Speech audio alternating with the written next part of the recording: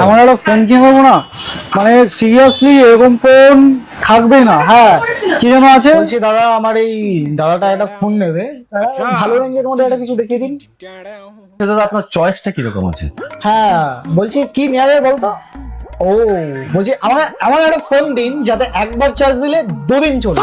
আচ্ছা, আপনার battery backup ভালো লাগবে। আর কি লাগবে?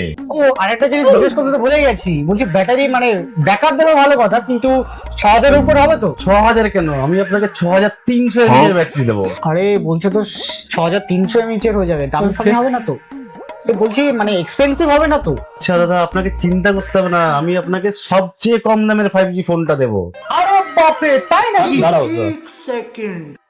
আচ্ছা, ফোনটাকে দেখতে কেমন হবে সেটা আগে বলো। এই দেখুন দাদা, কিরকম প্রিমিয়াম লাগছে ফোন। সবই তো বুঝলাম, কিন্তু ফোনটাই তো দেখালেন না, ফোনটা কি?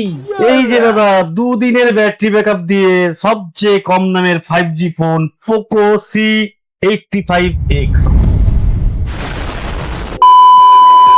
আগে হ্যাঁ, এই জন্যই পোকো C85X হচ্ছে ইন্ডিয়ার বর্তমানে বিলো 11,000 রুপিজের বেস্ট 5G ফোন। আর এই ফ্যান্টাস্টিক ডিজাইনের ফোনটি নিতে হলে অবশ্যই আসতে হবে Shubham mobile. Oh, man, no.